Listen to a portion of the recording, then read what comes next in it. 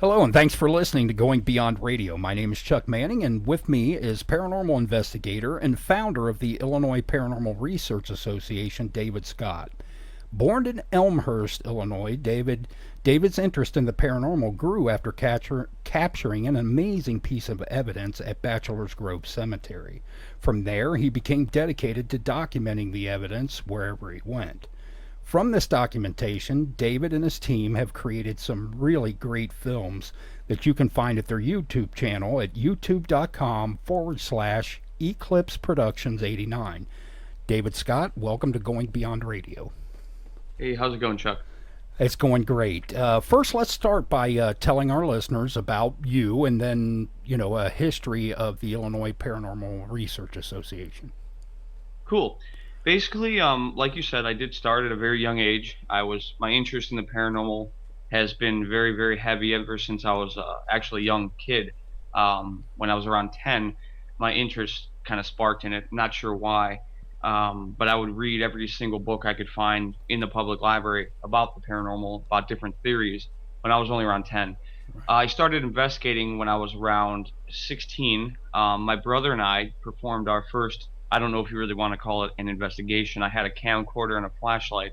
When I was 16, we went to Bachelor's Grove Cemetery in Midlothian, Illinois. It was notorious to be one of the most haunted cemeteries in the world, so I figured that was a good place to start. We went there not particularly investigating because I didn't really know what I was doing at that point, but we went so much as to just walk around with a camcorder and kind of see what would happen, almost making a short documentary. We were there for approximately an hour and a half to 2 hours, and nothing was happening. So in the video, I started becoming discouraged, and I started speaking to the camera. That's how I started doing it. I would speak to the audience through the camera, first person. And I said, well, we didn't catch that much this evening. If anything else happens, I will turn the camera on, and I'll surely let you know. And I said, we're going to take this path out, and we're going to take that exit out of the cemetery. When I raised the camera to the path and I shined my flashlight up, I saw pretty much what appeared to be a self-illuminating, full-bodied apparition seemingly float past my camera about 100 yards out or so, approximately. That was literally the first thing I've ever witnessed in a haunted location. Um, so I was, when you first see your first apparition or you have your first paranormal experience, you don't really know how to handle it. The mind's not ready for it. So Right. my first reaction was to swear multiple times, and you'll see that in the video. So I started swearing, and I totally panicked. I'm not embarrassed about it at all because it was my first time, so I just laugh at it now. But me and my brother, he saw it too with his eyes. We both saw it with our eyes visually. And so we freaked out. We started running, and it's about a mile and a half run back to the car. So we panicked and we booked out of there. Some point in the shuffle, my finger just automatically hit the record button, so it stopped recording as we were running, and you'll see that. It's where the video ends. Excuse me. And so we ran all the way back to the car. We did not stop. We didn't look behind us. We were just panicked. We get to the car. I'm sitting there. I'm hyperventilating. I'm sweating. And then it dawns on me. I was rolling my video camera, and that's why we came here.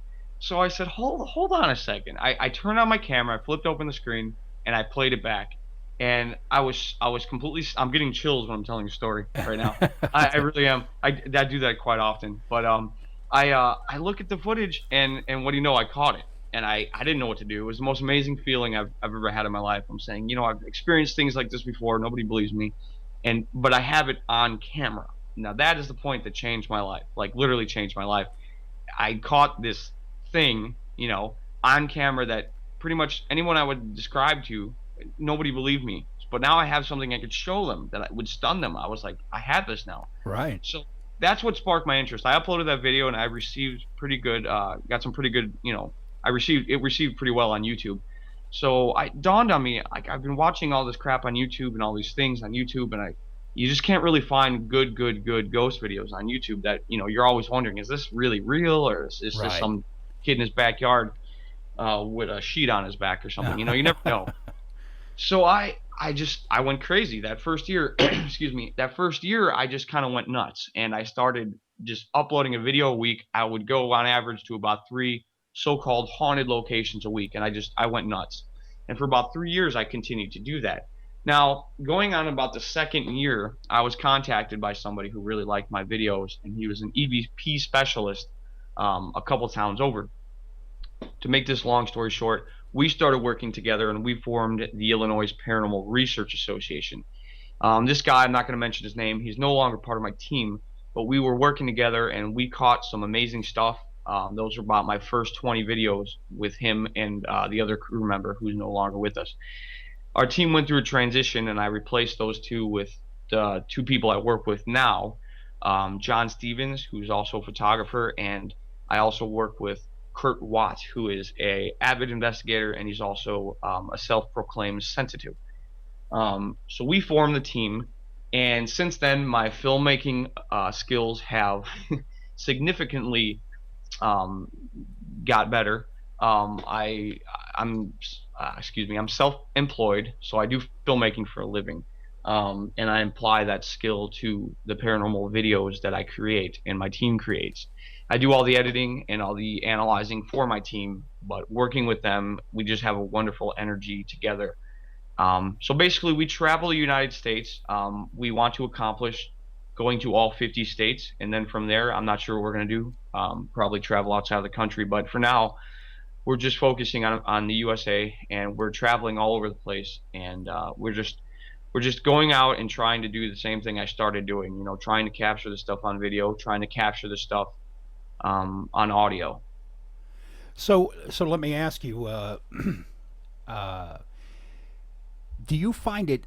I mean, I don't know if the team prior had more members, but do you find it easier to work with just the three of you rather than, even a larger four, five, six-member crew? That's actually a wonderful question, and I'm also going to answer this question with my personal opinion, and this is not in any regard to any other paranormal team, because I know a lot of teams work with a large amount of people on their investigations. I choose to work with a very small group, and it's my choice and my personal opinion of it's just the way I like to do things. But yeah, the team is primarily three people only. Occasionally, we'll have four or five investigators on the investigation, two or three people joining us from another team or special guest on our show. But primarily, it is just the three of us.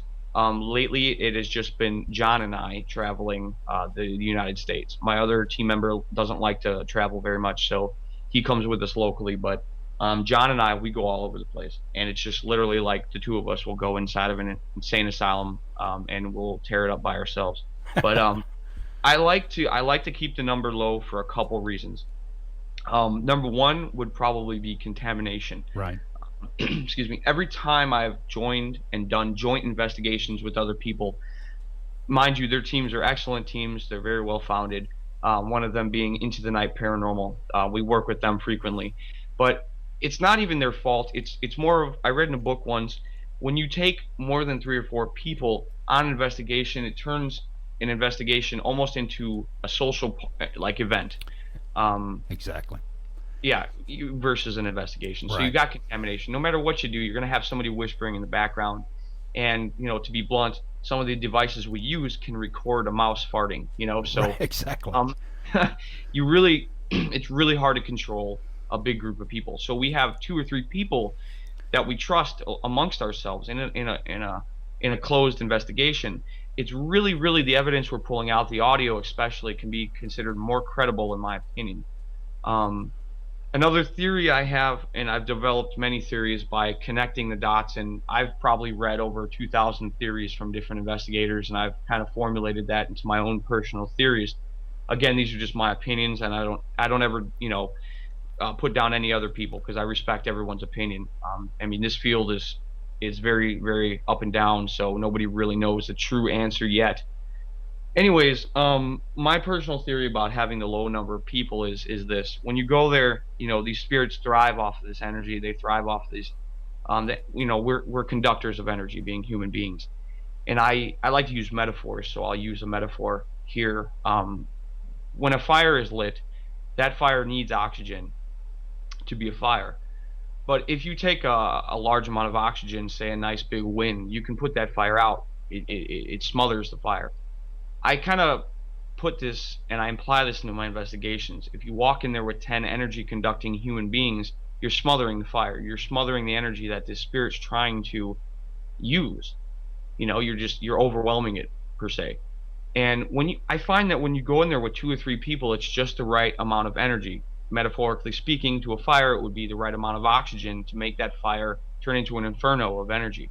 So I find that when I go with 2 or 3 people, we're producing just enough energy from our bodies to successfully help that spirit grow and help that location to be more active. Right. Right. I agree completely. Uh, the only reason I asked the question was because obviously we've got the new television shows coming out where there's a single investigator, and Uh-huh. he has a cameraman, and that's that's kind of the new, probably going to be the new fad in in Invest. programming Yeah. on your cable networks here soon. But um, Well, me but personally, just really, I don't really watch TV. Just, right, well, especially I don't watch paranormal shows. right, I don't watch any of it only because I don't want to subconsciously mimic it during my show. I want right. to try and make my stuff original. Um, and the 3 people thing has given me a lot of crap. I hate to say this, but a lot of people, I mean, I get these comments, probably about 10 comments on several videos a day, people throwing around the word Ghost Adventures at us, and Yeah. I shake my head every time. And nothing against Ghost Adventures, I think what they're doing is great, but I just hate the comparison because me personally, I like to be original, and the other guy on my team, my team member John, he he's bald and he has a goatee, so he gets the whole Aaron Goodwin thing going on there. Everybody starts comparing him to Aaron, and then me personally, I have kind of like the faux hawk going on with my hairdo, and then people call me a skinny Zach. So I'm just like, come on. So, but yeah, regardless, I don't watch TV, so Yeah. I just try to make my show original. I think if I watch it, my subconscious mind will be like, hey, that's a good idea. Let's try doing that. And I don't want to do that. So, um, but yeah, moving forward. Yeah. Okay, so you said at the end of one of your videos, the one from Geneva Mansion, that a wise woman said that reality has no meaning until we attach one to it, Hmm. and that very meaning may become our reality. So my question really is, well, even at the end of that, you said that uh, that you may actually succeed in finding the truth Hmm. using that. So, what do you think that truth is, or even maybe I better ask, what is the question? Well, that's the thing. The quote derived from a book I read from an author named Marie D. Jones, and I wanted to quote her on that because that one line really affected me in a way, because we do attach realities to ourselves as human beings. Right. Every human being has their own reality. Exactly. Your reality is different than my reality. We all perceive things extremely differently. That's where that came from. But as far as finding a truth, um, all I really meant by that is tapping into what's really going on. That has what I said really has a wide variety of answers, and you can look at it many different ways. But basically, it means we're all searching for something. By doing this, we're all searching for answers. We all want to find what really lies beneath the surface of daily routine. What lies the surf, what really lies beneath the surface of our reality, of our own reality. So that's the question: is what lies beneath this surface? What is the truth behind the veil, behind what we see and perceive every day on a daily basis? Right. Um, and when my goal is to kind of pull back the curtain and look deeper into something that we can't visually see, or sometimes most people can't really feel. So I want to find what really is going on here. Is it really human beings we're communicating to? Is it just simply energies that are lingering, that have been ripped from our bodies at the moment of death? I want to find what that really is. And it's a long, perilous road, and I've talked to some very, very, very intelligent people, and we're what we've been doing is just baby steps so far, and we really, really need to focus and find a formula that works, Right. and to getting better evidence and to getting more solid evidence, basically. In this episode of Believe, join us as we take you to the haunted St. James Hotel. Watch as we communicate with the spirit of Jesse James and capture some of the most compelling stuff I've ever seen in a channeling experiment that will leave you speechless.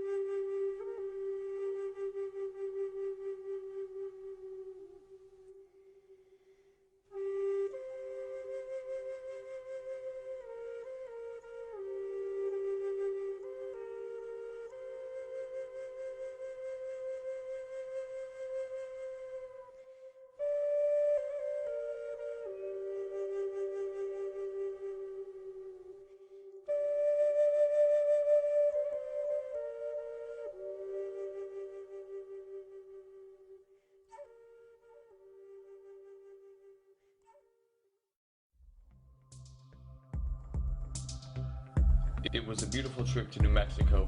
We couldn't help but feel as if we had stepped into a portal and traveled back into the 1800s.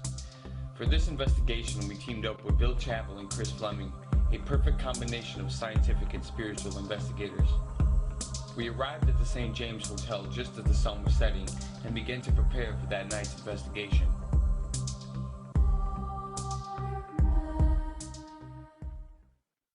This place was originally started by a man named Henry Lambert, who was a French chef. He came to New Mexico, like a lot of people, after the Civil War, and landed, or eventually landed, here in Cimarron, New Mexico. Back then it would have been New Mexico Territory, but in 1872 he started building this place as a dining room and bar. And then by 1880, he had built on the area that became known as the hotel part of it. Now, in the village of Cimarron, this place was known as a very, very wild and wicked place, especially the bar. But then on the other hand, you had a hotel that was known and a restaurant that was known for its extreme elegance. So you had elegance and violence and kind of this weird balancing act going on around here. And as a result of that, we had 26 people die in some kind of violent death in the bar. Many believe the most haunted room in this hotel is room number 18. Due to the violent reports of this room and the high levels of activity, this room has been padlocked shut and no one is allowed to enter. Visitors will leave numerous offerings to the spirit as a way to maintain peace with them. During an interview with Judy in room 18, she said she began to feel uneasy. We asked her if she felt like something was with us in the room, and she said she believed there was. We asked Chris to step in and perform a quick EVP session to see if Judy was right. Yeah, I'm April 14th, and I'm with Judy, John, and David. First session. You want to ask a question, Judy? Is anyone here?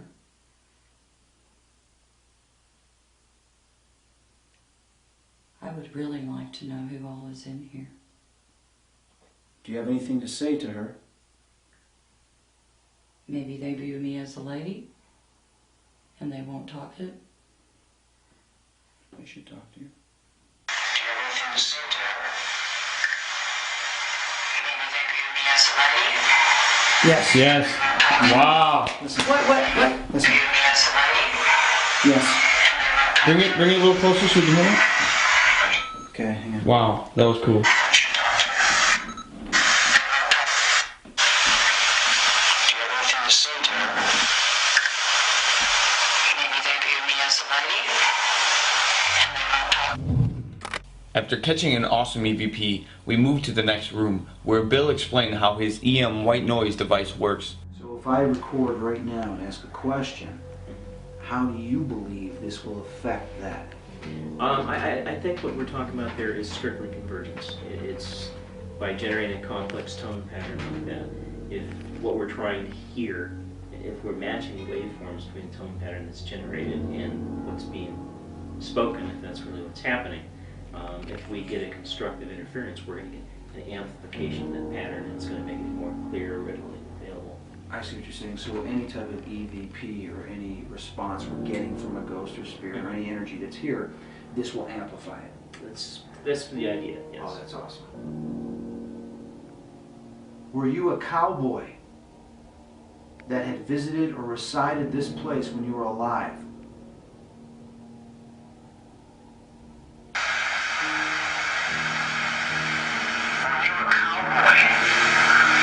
Whoa, cowboy. Yeah. Yep. There we go. Awesome. Liking that? That's awesome. So we're here in Jesse James' room. Anthony, you actually have a connection to Jesse James, which is kind of cool because you didn't know about it before you didn't know that he was one of the people who used to stay here. No, I didn't. It was a surprise when you guys brought it up in the car, because on my grandma's side of the family, the Greenlee side, they always talked about how we are related to Jesse James. So when I got here and found that out, I mean, where else better for me to stay other than his room? And the creepy part is we're all sleeping upstairs. And I'm alone down here. All right, Doc. See you guys later.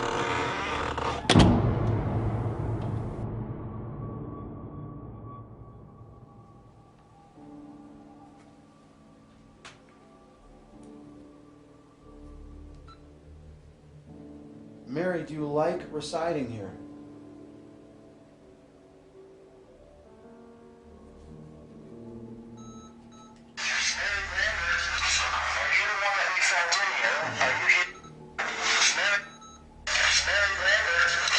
Asshole. We've moved the investigation into the infamous Room 18. We began by attempting to communicate with Thomas Wright, a man who reportedly died in the room. Thomas, are you here with us? Hi, I'm Thomas. It said I'm here.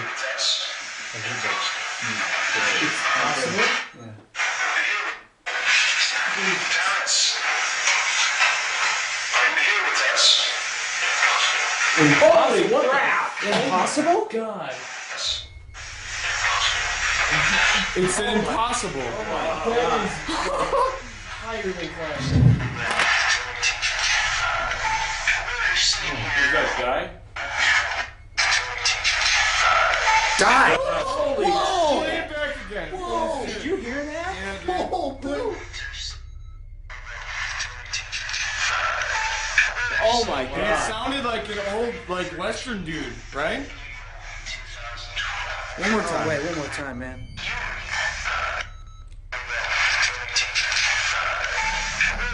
Dude, that is miraculous, dude. I got chills right now.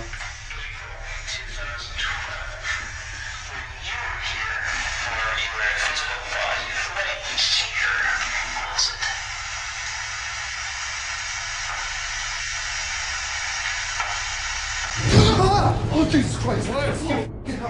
Oh my God. A hand just went through the wall and grabbed my back. What? Oh my God. Oh, fucking hell. Is there Holy shit. Dude, I'm so sorry for freaking like that, but it went through the wall. Oh my God. As I was leaning there, I felt something reach through the wall, grab my shirt and my back, and tried as if it tried to pull me through the wall. Now, your mind is going to be like, this is impossible, because nobody can put their hand through a wall. But anybody would know that feeling. If someone was grabbing them from behind, whether they have a jacket on, a shirt, t-shirt, doesn't matter, and pulls you, that's exactly what occurred. So it startled me to a sense that this is not possible, and I jumped up and I screamed.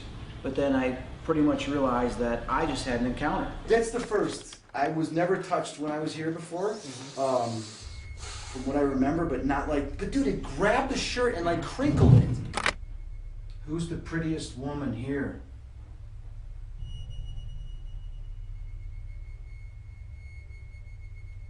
Have you slept with her? Who's the prettiest woman here?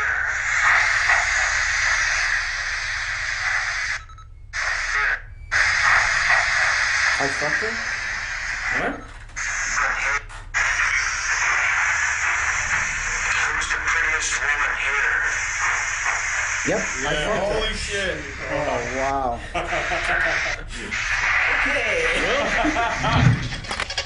Tell us your name.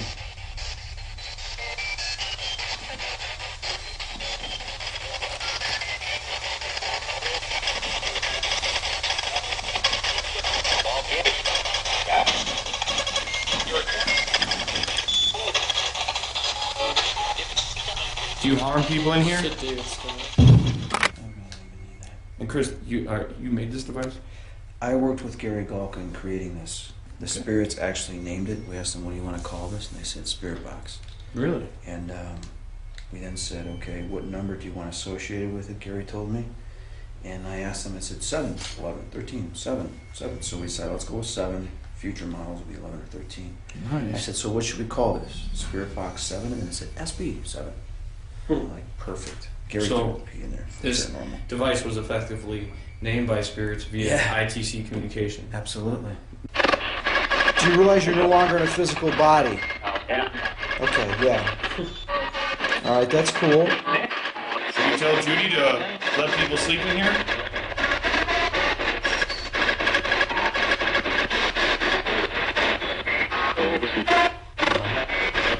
Nope.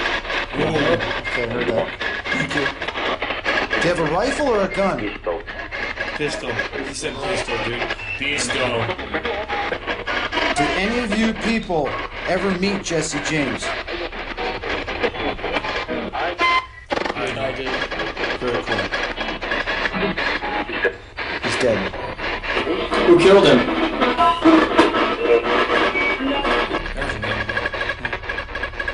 Can we hear Jesse's voice, please? Right here. Did you hear that? Did you hear it? That was different. Can you please speak again? Wrong. No, Not accept. can't accept it. Yes. We moved the investigation to the bar for our final experiment. Bill set up a new program which scans the room with an infrared beam. This device effectively creates a three-dimensional map of the human body. Our goal was to have Chris attempt to channel a spirit and capture the spirit using this program. Spirits, cowboys, do you want to speak through me? Do you want to channel through my body? Feel what it's like to be back into the physical body, yes or no?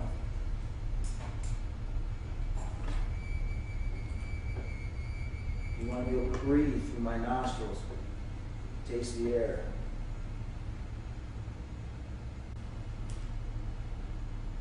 What do you want us to do? Speak up. At this exact moment, another figure miraculously appears next to Chris. It seems as if this figure is trying to enter Chris's body. Chris is completely unaware of what we are seeing on the screen. Your masculinity. You're a man, powerful, cowboy. How powerful are you in the spirit world? What can you make happen? Can you make objects move? Can you make contact physically? Or are you just a ghost? Just a figment of the past. No longer existing. Gone. No longer real. Just imagination of everybody that walks in here. No longer do you have an intent or purpose. Or do you want to make your presence known?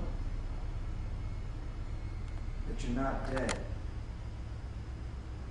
You're not the past, you're not a memory. You still exist. What's it going to be?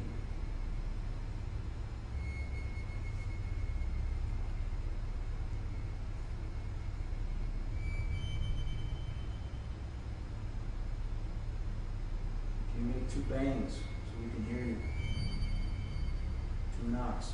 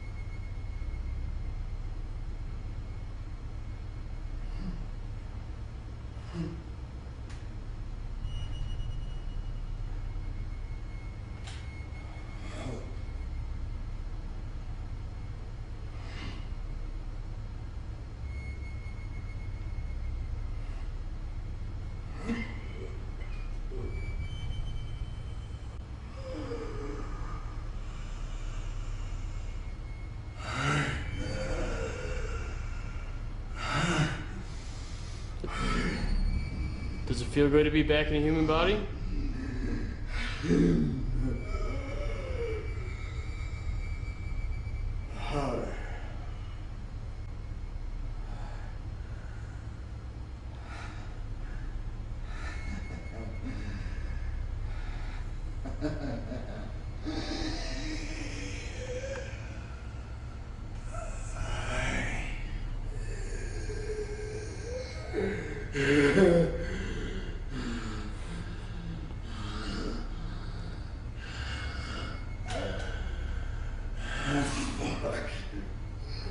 Tell us your name.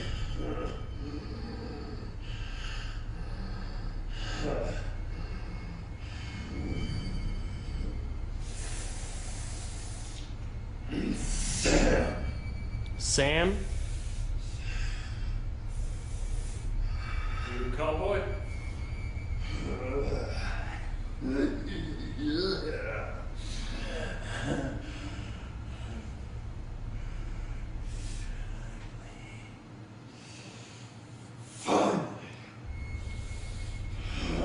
Feels good, doesn't it?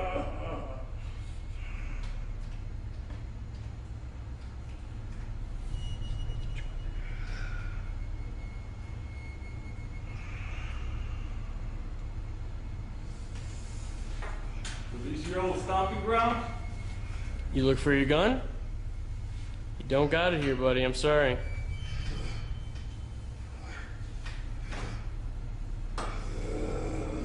You're unarmed.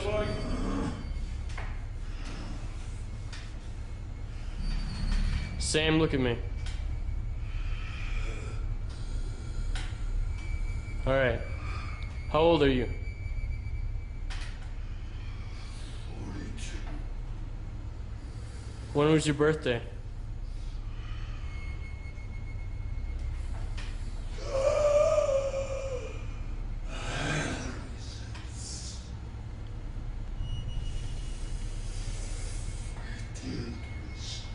$1826?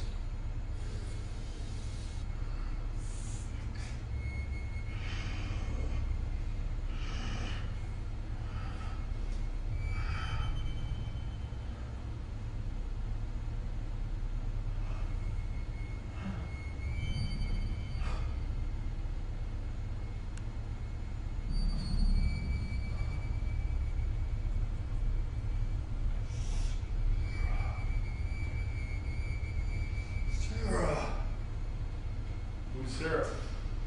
What are you doing here?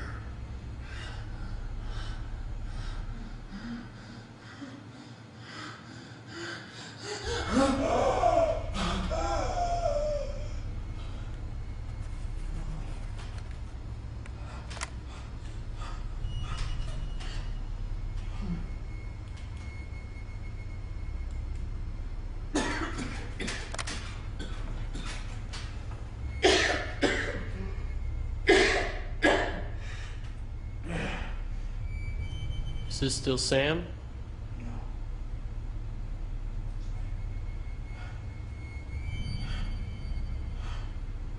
What's your name?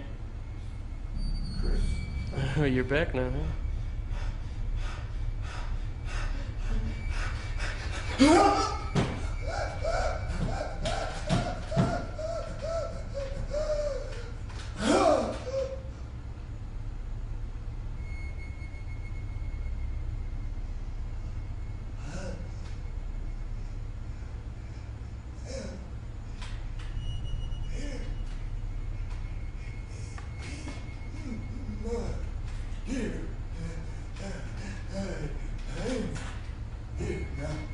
You here now?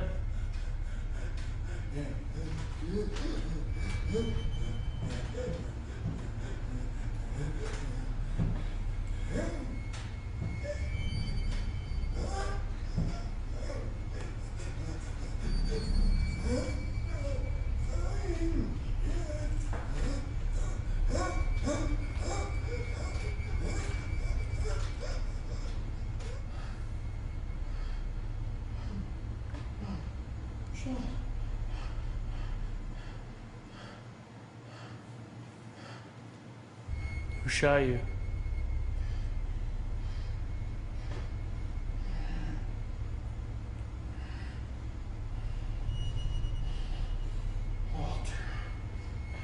Walter who?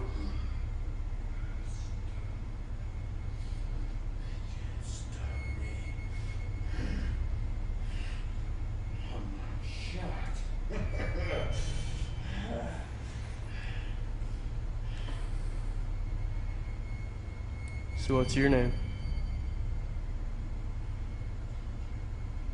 Sam?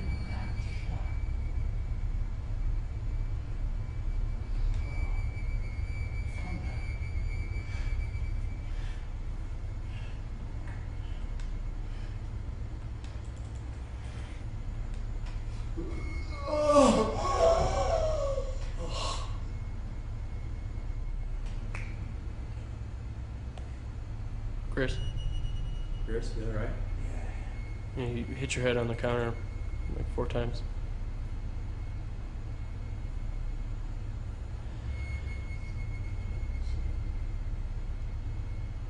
You're gonna like this, Chris. I guarantee it. So as a channeler, I'm able to feel how they died, I'm able to see how they died, and get bits and pieces that's related to it, including their emotions and their thought process. Bill captured with his computer software program that he created something very odd, that we may have something pretty compelling here that could be the future of investigating in mapping not only us as an investigator, but actually mapping a ghost or spirit that is present right next to us or trying to communicate to us.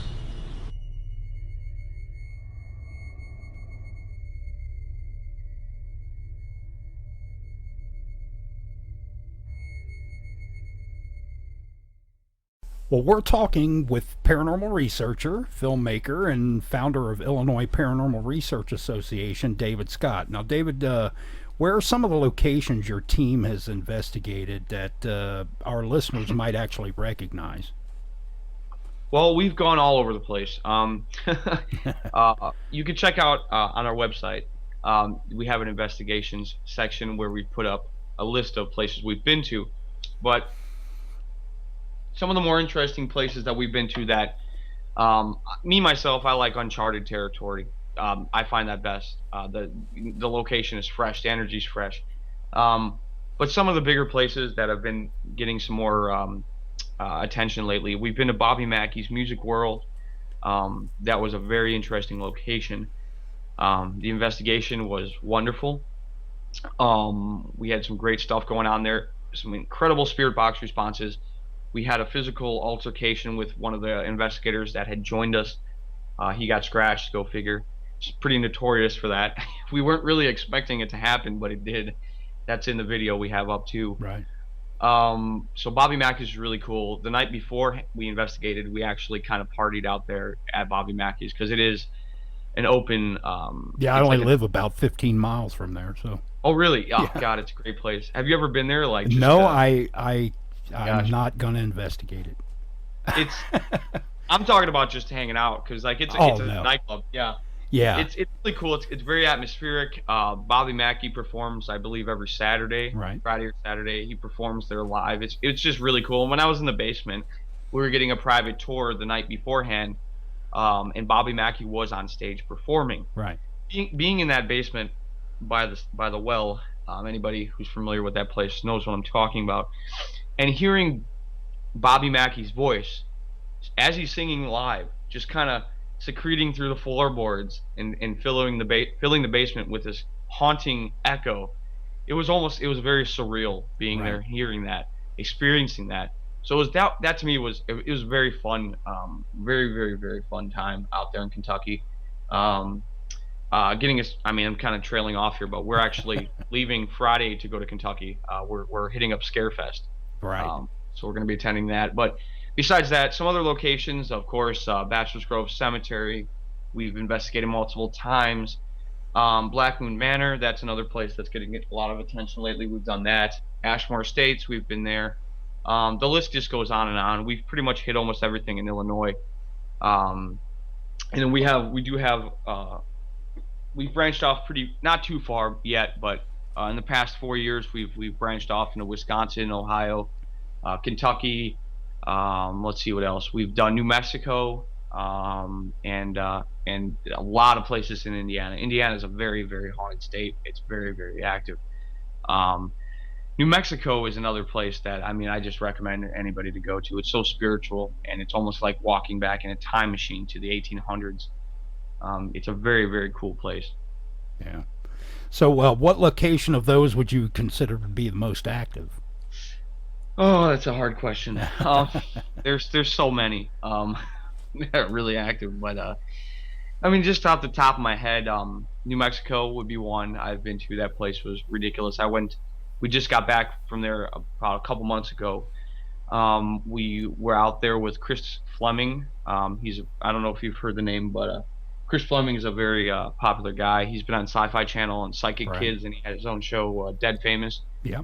Very wonderful investigator to work with, and we also joined Bill Chappell out there as well. So it was my team, the three guys, and it was Bill Chappell and Chris Fleming. We took on the St. James Hotel in New Mexico. I'll bring that up because I find that place was extremely active, and it was just such a beautiful location. I mean, it's out in the middle of nowhere in New Mexico, and the entire town looks like it was stuck back in the old cowboy days. Right. I mean, it looks like you walked into a Western movies when you get into this town. The St. James Hotel was a very popular spot for cowboys back in the 1800s to stop by on their road trips and gamble and do other things. And it was a very, very, very rowdy location. Cimarron, New Mexico, is the name of the town. Right. Cimarron, I believe, in Spanish stands for wild. It actually means wild. Yeah, it's just kind of cool. But yeah, it was the St. James Hotel was just one of those, iconic places for the Cowboys to go. They'd be playing the piano, and they'd be getting all crazy in the bar. There have been over 40 documented deaths in the bar from Cowboys just shooting their pistols off and killing each other. There's still bullet holes in the ceiling from when this happened. So it's a very beautiful place to go to. That investigation particularly stands out in my memory because of the investigation that we conducted in collaboration with Bill Chappell. It was probably one of the most brain nerve-wracking experiences of my life. What happened there? Wow. And I mean, I could tell you about it a little bit if you want. Yeah, please. Besides all the cool stuff that we did there, the one experiment that Bill Chappell conducted, I can't go into too much detail about it for confidentiality reasons, but he used a new device he had never used before, and basically what this device does is it will map the human body using infrared beams and thermal imaging to create a skeleton map of the human body. Right. So if you're looking at the screen, you'll see a thermal glow of the human being itself, but then inside of the human being, you will see the mapping, and it kind of looks like a stick figure inside of the person. Right. It's really interesting. This device has been manufactured to only recognize the human body, and it only maps human beings. Right. It's very interesting. So, you could put a chair in front of the chair. You could heat it up to the human body temperature. It's not going to detect the chair. You can put a cardboard cutout of a human being there and make it 98 degrees. It's not going to detect it. It detects human movements. It detects the heart rate. It will detect a human being only. So Christopher Fleming was sitting in a chair in the bar, and we started doing this experiment. We had a bunch of devices pointed at him, and the screen was not facing Chris at all. The computer screen was not facing Chris. So we have Chris on the screen, and he begins to channel a spirit because Chris is also a medium. Right. And me personally, I don't know how to handle that kind of thing because I stick to ghost hunting. I'm a raw, unadulterated ghost hunter. I don't really delve into the spiritual side of it, like channeling and psychics and all that stuff. Right. I was very skeptical about all that stuff, and I think Chris actually sensed that. He mentioned it in the episode.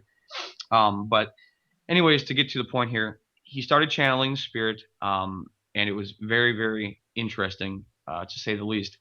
It got really crazy, and the spirit started to speak through him. Now I'm watching this, and I'm taking it all with a grain of salt, and I'm like, wow, this is incredible. How can this be possible? So I'm going through my mind. It's racing, trying to figure out, different ways that this could be happening. Excuse me, the screen, the device was mapping Chris's body. So we have Chris showing on the screen as a stick figure. And then something amazing happened. Another figure appeared on the screen and shoved its little stick hand right inside of Chris and started working him like a puppet. And that's the moment he started channeling. So I almost had a heart attack when I saw that on the screen. I couldn't believe it was Yeah, happening. see, I've seen that video, and we'll actually, hopefully, we'll be putting it in this interview here. So hopefully, Yeah, we'll. it was wow. Just Yeah, to be it's there and see that, it was crazy. So you also, like, I don't like to call everything evidence, but you have something. You have Chris channeling, which is amazing. You have visual stuff backing that up, that he's actually channeling. You know, we have a device that works almost scientifically and displaying this. Another interesting thing is if you watch the video, the spirit's very short. I would say it's about 3 feet tall if we were to measure it out in real life form. In the video also, the coordinator there, Judy, was talking about a very, very short cowboy that haunts the place, and he's about 3 feet tall. So I personally believe that's what Chris was channeling, that little guy, because the figure was so short. During that, Bill was also running an ultraviolet camera, and we caught what appears. This wasn't in the video. I didn't find it that it was clear enough, but if you go and if you see the picture, it looks like there's a face. It kind of looks like Charlie Chapman. It's weird, sitting right next to Chris. I didn't put that in the video. I didn't have enough time, but so we have various elements that would suggest that he was actually channeling, and there was actually spirit in the room speaking through him. So, I mean, obviously, you've just mentioned the software, but your team utilizes a lot of tools, and I mean, I have to admit that many of the tools that you guys use, my team personally doesn't, use as evidence, but you guys seem to have a lot of success with these tools. So, can you give our listeners like a laundry list of the equipment that your team utilizes, and maybe give just a brief explanation of the equipment? Sure. We use a lot of equipment made by Digital Dowsing. We're with a program called Powered By with Digital Dowsing. So basically, we work together with Bill Chappell and his company, and he provides us with these pieces of equipment. Some of them are released, some of them are unreleased, and we're basically experimenting with them. That's what we're doing. We don't really like to call any of it evidence when we're using this. A lot of it can be considered ITC communication. Sometimes, though, you get these responses that are just, sometimes it's almost too much to be called a coincidence, in my opinion. We've had full-on conversations with something, whatever you want to call it, a spirit, a ghost, an energy. We've had full-on conversations with something. One of the things we like to use is the spirit box. We use the version called the SB7. It's distributed by Chris Fleming on his website. That is my personal favorite to use. I just like the way it scans, and some of the responses we get from it are incredible.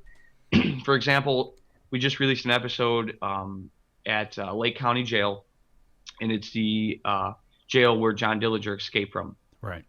Now, we were there, and mind you, John Dillinger did not pass away there, but he did leave an extremely large amount of energy, residual energy, because he made one of the most famous escapes in American history at that location. So that, in terms of energy, left a stamp, I think. And so we just decided, hey, we're going to try to communicate with John Dillinger. And wow, we got some really interesting responses. And I asked him to say his name, and he said Dillinger on the spirit box. And we said, is there anything you want to say to your family? Directly after we said that, he says, "Hi, Mom."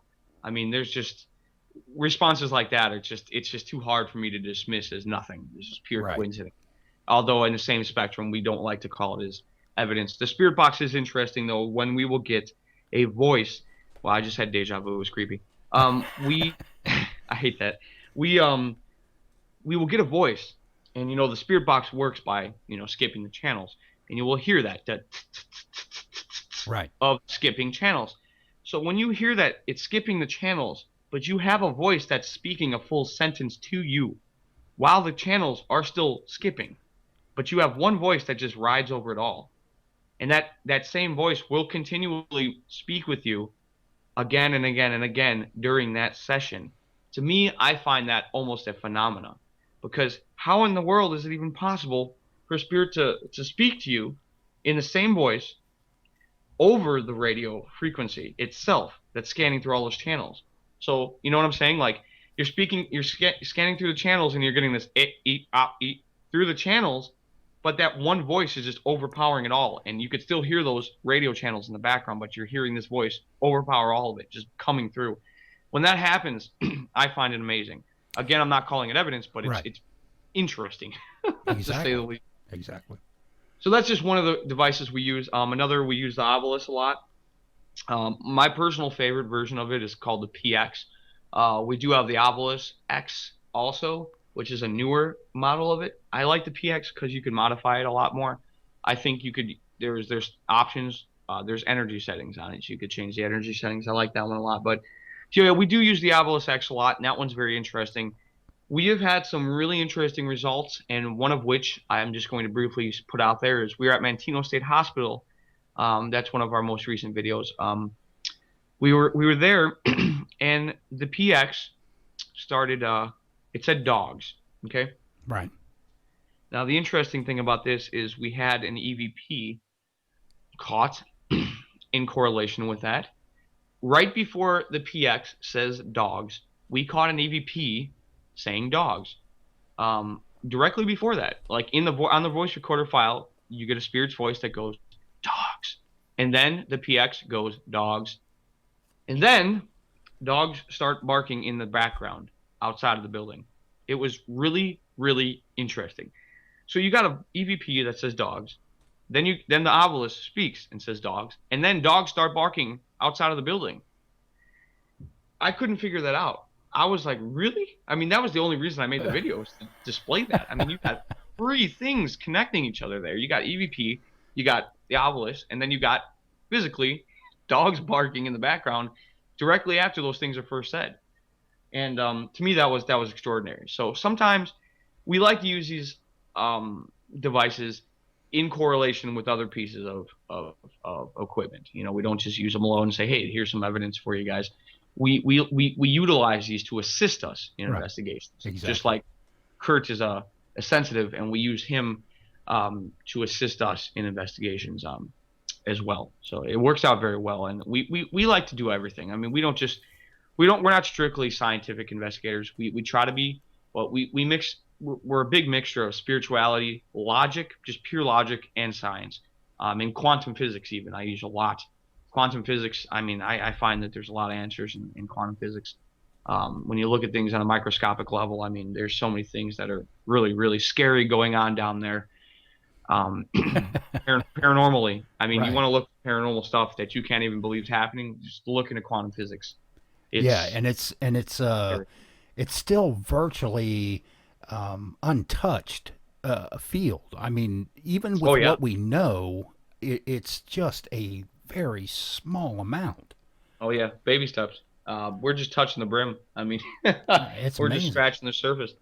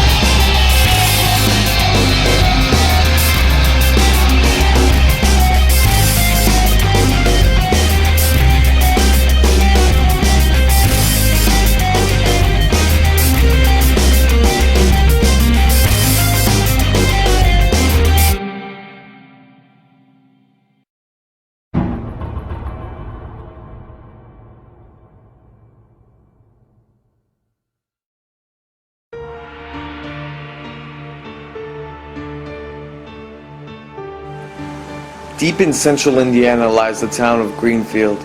Nestled gently away in this cozy area lies a place that holds an extremely dark past. Black Moon Manor sits behind the road, hidden by rows of corn and grass. The manor was the first house to be built in the county by John Eastus in 1862. An outbreak of smallpox led many sick people to this home. Many of the sick who died in this house were buried in the backyard. There are now over 200 bodies buried behind the mansion. Matt Speck is the current owner of this property. His intentions were to open the manor as a haunted attraction, but after spending just a little time inside, he realized how active it was and decided to allow paranormal investigations to take place. We will take you inside this historic building and attempt to communicate with those who have passed on.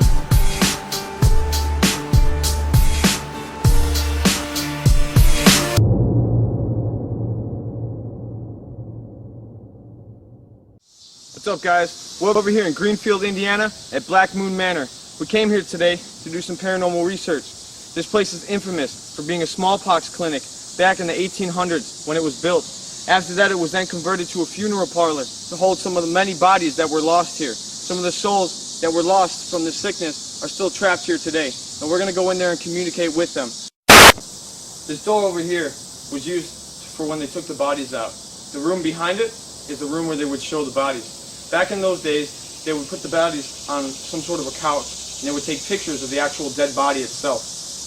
They would then proceed to take them out of this door, which has been sealed off, move them back into the cemetery. There are over 250 bodies on this land. We have full-bodied apparitions, countless EVPs. We have little girls running through these hallways, people getting pushed on the stairs. Any type of paranormal phenomena you can think of, it happens here at Black Moon Manor. And we're going to be coming in here as soon as the sun sets. You can join us every step of the way, and we're going to make you believe.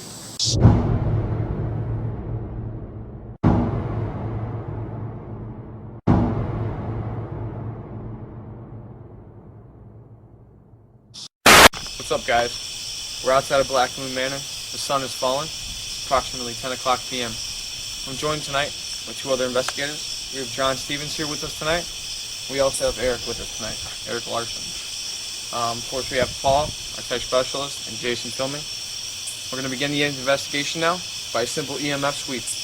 I began filming the EMF sweeps because we have a lot of activity during them usually. Stick with it, bro. So stick more towards the front, you know? Just a second. I can see shit. Alright, guys. Push a lot.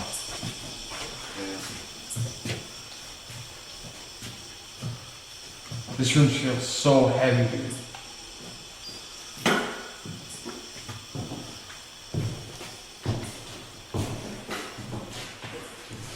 How's everybody doing tonight? We're here tonight to communicate with you. Anybody in this place that wants to talk to us, alright? We're here tonight to talk to you. 1-3. 1 down, 1. Guys, I just heard something weird. Going forward, just 1 back up. I just heard like a low kind of growling, dude. It was right in here, man. It was really low, dude. Kind of like when a dog sees you, it's like, you know what I'm saying? Pretty good like a dog. 0.1. Is there somebody in here? 0.2. Something standing right in front of me. Jason, get over here real quick. Anybody want to come over here? I got chills right now. You want to come stand right in front of me? Please feel free to do so. I promise you I won't harm you. We're just here to talk to you. Can you stand right in front of me? Can you do that?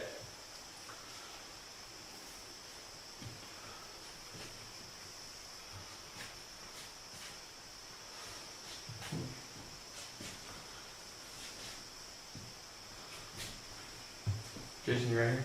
Yep.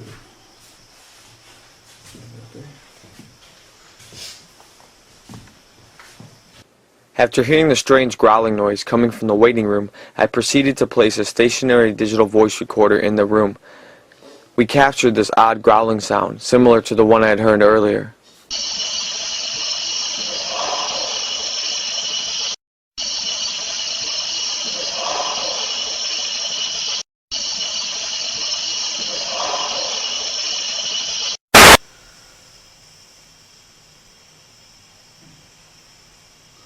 I have a toy in my hand. See this red dot? Okay. Now, if you speak to me, this toy will be able to play you back so I can hear you. Try it out, give it a whirl.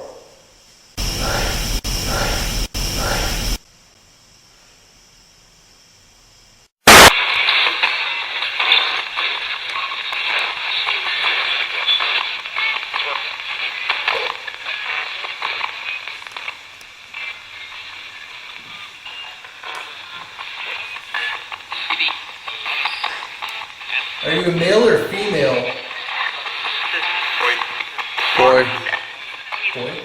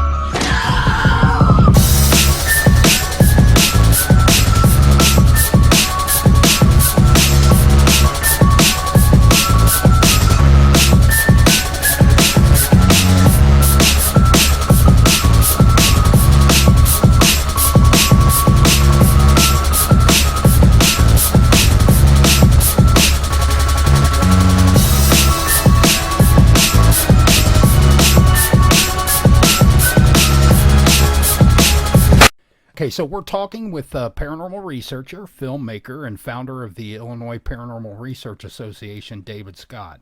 Now, your team, well, I'm obviously like the hundreds or if not thousands of other teams out there, has a YouTube channel, and I happen to notice you've got close to about 500,000 views on your videos now. So obviously they're it's a very popular channel. So what can listeners expect to find at your channel when they get there? Well, as I mentioned earlier, we try to be a lot different than a lot of other videos on YouTube. I'm not specifically pointing out channels of other ghost hunters. Not at all. We're all doing the same thing here. We're just trying to stand out from when people go on. I made the channel for those people who get on their computer at midnight and they start searching ghost footage caught. That's one of the biggest taglines.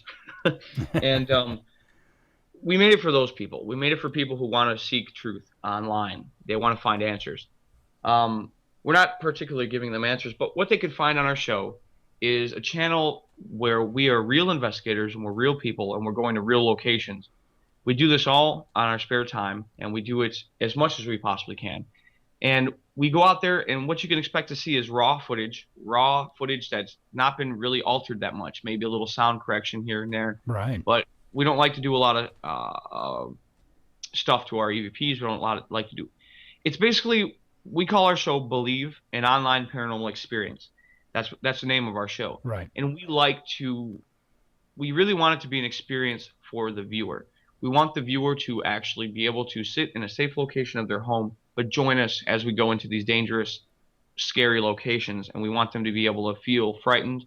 We want them to experience some of these emotions that we feel as investigators, while also being entertained at the same time. So that's what we try to do, and we also incorporate. We're very connected with our viewers and our fans, per se. We're very connected with them. We communicate with them, and we receive a lot of suggestions on what to do and some of the questions we should ask on our investigations. So when our viewers make suggestions and say, hey, can you guys do this for me and ask this question on the spirit box? Can you do that for me? And I'll be watching the next episode. I'm like, yeah, what the hell? Let's do it. So, and then we'll post a video and we'll mention that person in the video. So we're very connective with our viewers, and I think we stand out for that as well. All in all, we just try to make it more of an experience for the viewer rather than, hey, it's just a video. Right. Now, when I watch the videos, I mean, I can see a progression in the, I don't want to say quality, but it almost seems like maturity. You can almost see the team, including yourself, grow up. Basically, I mean, as far I've I heard mean, that quite a few times. yeah, into the paranormal. So not as a person, but into the paranormal. So Exactly. my question is there one thing that that you can point to say, that's what caused that, or For us to grow.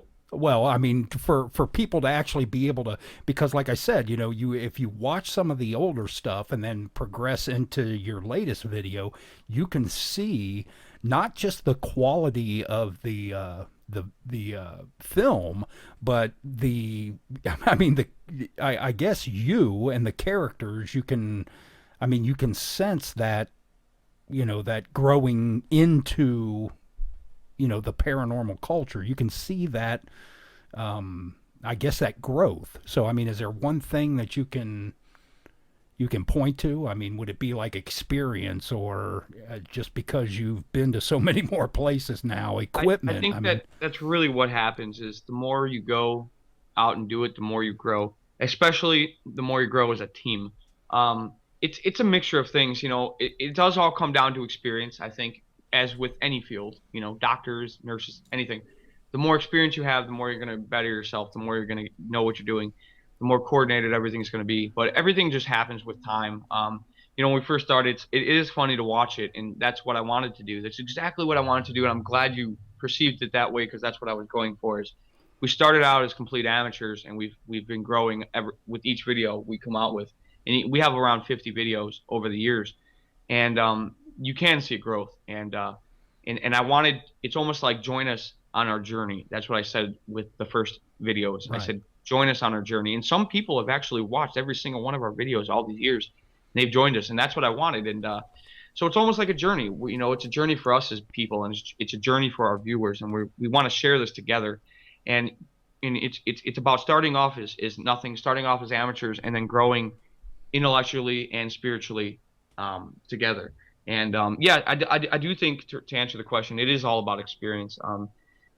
I've learned how to use my camera more. I've since my first video, I've actually made a profession out of filmmaking. I'm self-employed. I do a lot of things. I do weddings. My company name is David Scott Films. I do weddings and all kinds of stuff, but that's besides the point. But as a filmmaker, I've grown so much because of the paranormal. Like you said, you could see it in the video. I've implemented my own style at the beginning of the episodes. I have a very slow, hypnotic, minimalistic style that I film with, and I've incorporated that with the videos. And also, as a team, we've grown together. With each investigation, we work with each other more fluidly, and we've grown as investigators as far as how much knowledge we have on the field, and just what we've seen has helped us work together and make better videos. So, so what's in the future for, let's say, first David Scott, and then the Illinois Paranormal Research Association? Well, me personally, like I said, I'm self-employed. I have my own company. My future, I want to just keep doing film for the rest of my life, and just keep growing as a filmmaker.